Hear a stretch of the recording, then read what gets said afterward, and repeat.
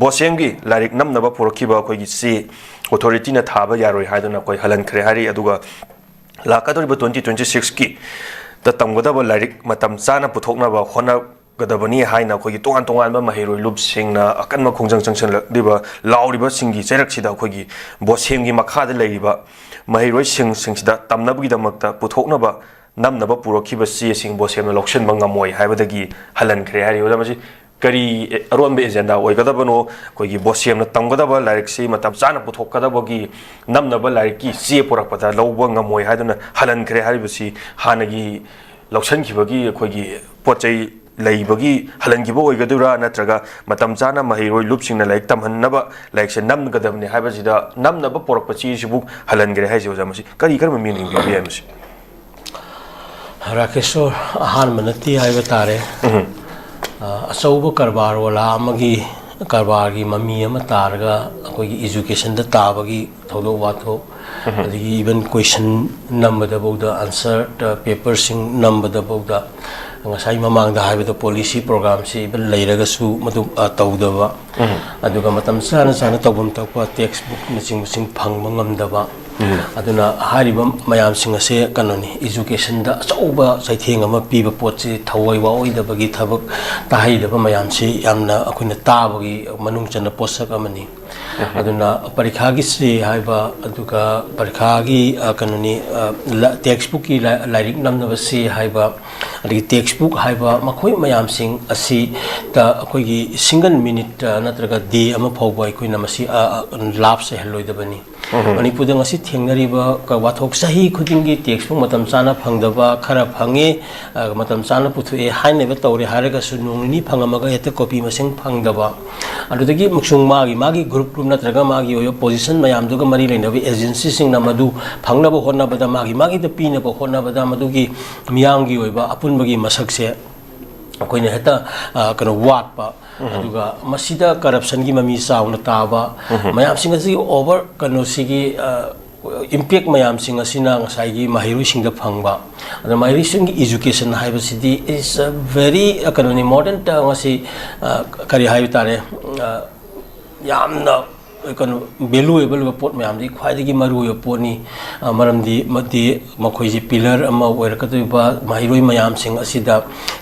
compromise tawdana piba matam chana tawgudoba madu extra ka matam da khunai yaklen saruni hariba education gi part sida backbone yatraba khunai ama nan mioi bi hakchang ama na lepa ngamdaba gum masigi consciousness se laira kanda ka thokpa ngamdaba kanoni akoi adugi aware oidaba ka kanoma gi oiba leadership natraga magi official heads adagi magi staff mayam amagi mami mayam si akoi sida tai haibase masina collectively akoi da hiram kuding makta akoi na solibani aduna akoi na mahiroi gi loop sing na su demand tawwa atopa export sing and CSO sing na su yamna high riba education da ihan hana miyeng thamaga ni education se yamna mating leiba ama ohengadabani haibani maramdi main is social element haibada main is inform kanoni akoi object la person nama orakpa matamda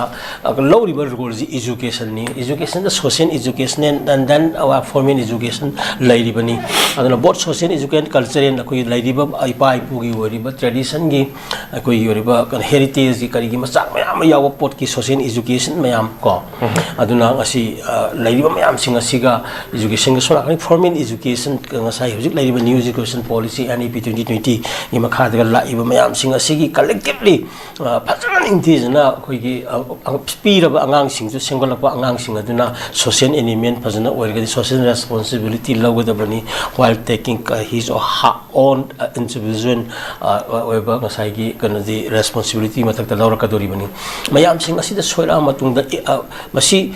soira matung ate loi soira kadobani education ki past senga di amaduna tongan ba atai gi pa kan department mayam leiri sida profession mayam leiri career mayam leiri ba sida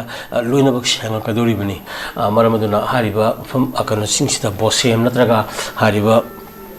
mafam asida sahi khudingi wathok oiba khwaidagi motpa department ama oina leiba gumna tawba akhui kana uri ngasi phawbada atakake kuro tenga kanda oza mayam ama oira leira kanda mayam ꯆꯥꯗꯤꯡ ꯇꯧꯔ ꯃꯇꯝꯗ ꯒꯣꯔꯃꯦꯟꯒꯤ ꯁ꯭ꯀꯨꯜꯁꯤꯡꯗꯒꯤ ꯑꯩꯈꯣꯏꯅ ꯆꯞ ꯆꯥꯕ ꯉꯁꯥꯏꯒꯤ ꯃꯥꯒꯤ ꯁꯥꯇ꯭ꯔꯒꯤ ꯃꯍꯩꯔꯣꯏꯒꯤ ꯄꯨꯊꯣꯛꯄ ꯉꯝꯗꯗꯅ ꯉꯁꯤ ꯂꯅꯥꯏꯒꯤ ꯑꯣꯏꯕ ꯄ꯭ꯔꯥꯏꯚꯦꯠ ꯁ꯭ꯀꯨꯜ ꯃꯌꯥꯝꯒꯤ ꯁꯦꯟꯗꯥꯟ ꯂꯝꯕꯤ ꯅꯠꯇ꯭ꯔꯒ ꯀꯩꯅꯣꯝꯃ ꯑꯟꯅꯦꯁꯦꯁꯔꯤ ꯑꯣꯏꯔꯒ ꯂꯩꯔꯤꯕꯅꯤ ꯃꯁꯤ ꯃꯁꯤꯗ ꯑꯩꯈꯣꯏ ꯌꯥꯖꯔ ꯂꯩꯔꯤꯕꯅꯤ ꯑꯦꯛꯁꯄꯦꯟꯗꯤꯆꯔ ꯍꯦꯟꯅ ꯆꯠꯂꯀꯥꯟꯗ ꯒꯣꯔꯃꯦꯟ ꯁ꯭ꯀꯨꯜꯁꯤꯡ ꯃꯌꯥꯝꯁꯤꯡ ꯑꯁꯤꯗꯅ ꯑꯣꯖꯥꯁꯤꯡꯒꯤ ꯑꯣꯏꯕ ꯋꯦꯜꯐꯤꯌꯔ ꯁꯥꯇ꯭ꯔꯒꯤ ꯋꯦꯜꯐꯤꯌꯔꯅ ꯉꯁꯥꯏꯒꯤ ꯃꯍꯩꯔꯣꯏꯁꯤꯡꯗ ꯍꯌꯦꯡ ꯇꯤꯆꯔꯒꯤ ꯏꯖꯨꯀꯦꯁꯟꯒꯤ ꯑꯦꯋꯥꯔꯗ ꯄꯤꯕꯗꯗꯤ ꯒꯣꯔꯃꯦꯟ ꯁ꯭ꯀꯨꯜ ꯀꯩꯅꯣꯗ ꯂꯣꯏ ꯄꯤꯔꯛꯀꯅꯤ ꯌꯦꯡꯉꯨ ꯅꯣꯡꯃꯇ ꯄ꯭ꯔꯥꯏꯚꯦꯠ ꯁ꯭ꯀꯨꯜꯒꯤ ꯑꯣꯖꯥ ꯑꯐꯕ ꯑꯃꯇꯪ ꯒꯣꯔꯃꯦꯟꯅ ꯑꯐꯕ ꯑꯣꯖꯥꯅꯤ ꯀꯥꯏꯅ ꯑꯩ ꯇꯥꯈꯤꯗ꯭ꯔꯤꯀꯣ ꯀꯩꯅꯣ ꯇꯤꯆꯔꯁ ꯗꯦ ꯂꯥꯛꯄ ꯃꯇꯝꯗ ꯑꯦꯋꯥꯔꯗ ꯄꯤꯕꯗ ꯒꯣꯔꯃꯦꯟ ꯑꯣꯖꯥꯅ ꯂꯣꯏ ꯐꯪꯕꯅꯤ ꯑꯗꯨꯃꯥꯏꯅ ꯑꯗꯒꯤ सिगुम्बा मयाम मथों हुक्तब ताहैदब उहैदब अफब छात्रना प्राइवेट न पुथुए अफब ओजागी मनाना गवर्नमेंट स्कूल न फंगे सिगुम्बा मयाम सिंग असिगी सिबु तौने सिबु सिदगी हेन इकाई निगाई ओइबा इकाई फाव ngamdabagi amafam amda laibase sigumba khunai amani aina koina laise after all kesu nati masi compromise tawba yadaba area ni haibani matam chana textbook piba haibase no chonda bada angangi kanoda kaiba layaba mangjong na madu kanu yamna nganna hotnagadabani adugi namaktani achawati paminam thamaga tolop chaw piraga thammibani aluda amuksu amuk thika munna laknaba si leibagi agency munna laknaba percentage kaino tongnaba laknaba adum da oina kanma aduna oina kanu miyam da popularity ohelakpa mayam singa se masi yam tohoidaba thabangni masi kanani tasengna kan asinga pap haidu sina pugani mahirui mayam ama sokpagi adu matam chadna kanu tohodabagi si yengakanda akoina akoigi education haiba mahiloi sangai masak makha tan amugana siguma je thoktanaba magi concern kan officers singko mayam sing adigi stakeholders mayam na amutang ni miyeng sangakanda education se akoigi person the foremost kanuni area to incline on ko ne haira kanda angtang hona mina si haiba kanu se smai thamage ko namamrek chung wafam ni ozana hojiki akhoi kosem bosem gi matang na akhoi like namnaba paper halan khre abi matang thambi wafam se tawgibu khalaga di amtang manaraga yam niom chumna tawbada kasu akai ba laite like tamba se no mo chonda hobada no mo ta hogada chapter do akhoi khangau roi juni he roi juni satra mana kya manga ga ge haibani torop chaw chaw na phangaga su khoi thabak ni niom chumna tawbidaba amadi manungda seran turangba thabak munabai kai sumba tawbi masi tawbiganu yarigadi aseng thabak to sincerity one tawbiu sini sarkar gi torop chawnga charaga isagi thabak duty ni masak khangdabida aleja le tor leiba thabak amaga munaba mase khoi gi yamna khoi state sida leminari ba kangup amatani adubu छात्र मन तमगदब like नोम चोंधना तमहौदब हाइबसे अदुगी मति लाइबक थीबनी अमदि मसि नियम चुम तौबिउ सिनि ओजाना लोसलप थंबिबो वफम से।